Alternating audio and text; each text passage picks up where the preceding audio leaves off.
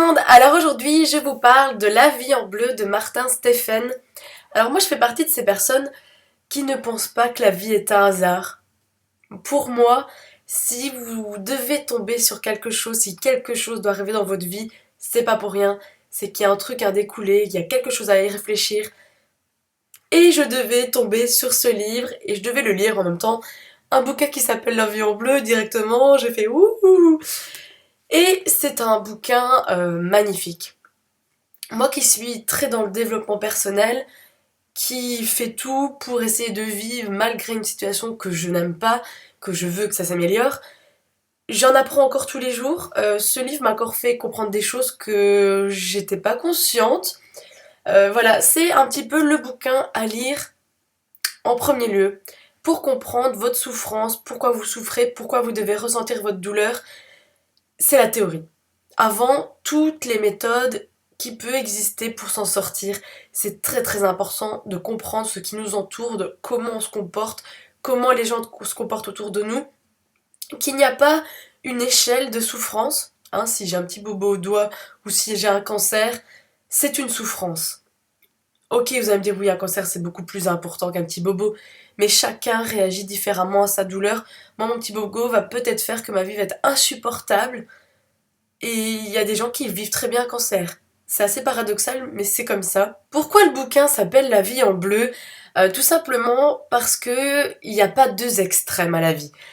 Vous pensez peut-être que votre vie doit être toute rose, ou soit elle est toute noire, et rien ne va. Non, il y a l'entre-deux. L'entre-deux, c'est le bleu.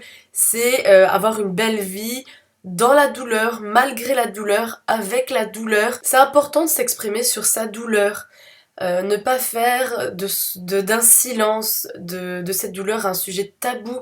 Je sais très bien, moi par exemple, dans ma famille, voilà, mon tonton est mort d'un cancer et on en a fait un sujet tabou. Il ne fallait pas en parler, il ne fallait pas poser de questions, il ne fallait pas lui demander si elle allait pas s'en sortir.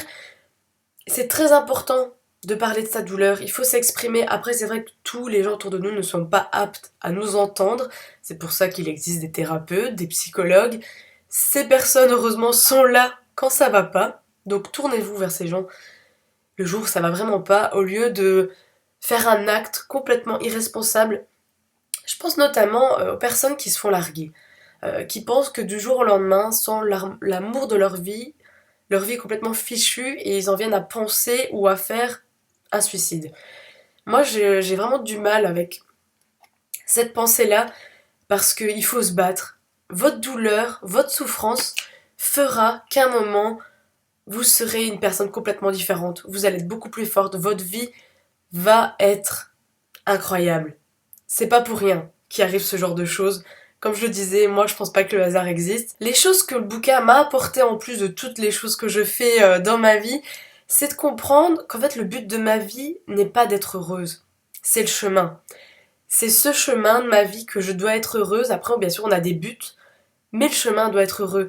On comprend bien dans ce bouquin, si se passait rien dans notre vie, on serait malheureux, on s'ennuierait.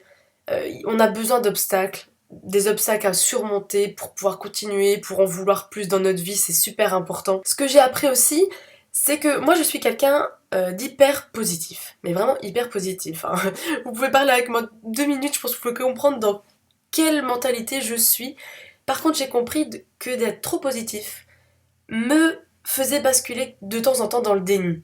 D'être trop dans le positif et de ne pas comprendre ma douleur parce qu'il est très important de se recentrer, de comprendre pourquoi on souffre pour pouvoir poursuivre et d'être positif.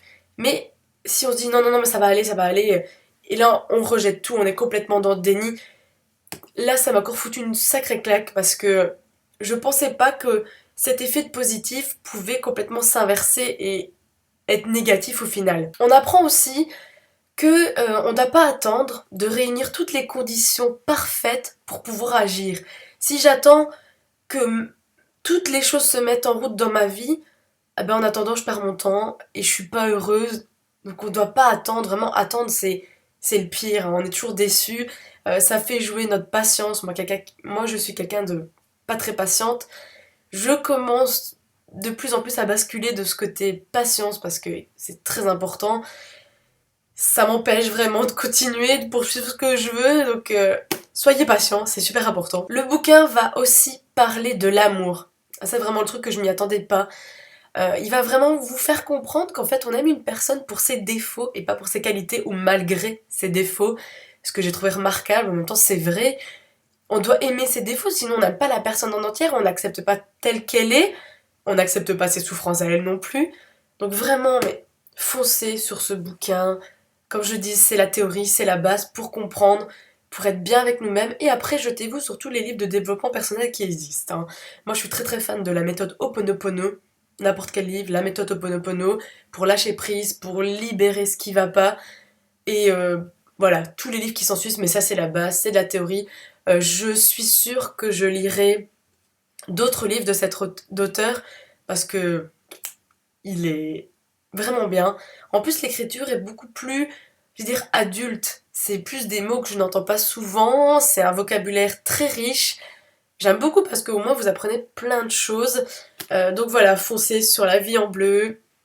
Comment avoir une belle vie, même dans l'épreuve. C'est vraiment résumé la vie de tout le monde, je crois. Donc foncez, foncez, foncez, et on se dit à très bientôt pour une prochaine vidéo. Salut! Il est trop beau! Il est trop beau! Il est pas tout bleu, hein, mais il écrit bleu. Ouh. Ouais, ouais. Il fait beau dehors. Très intéressant.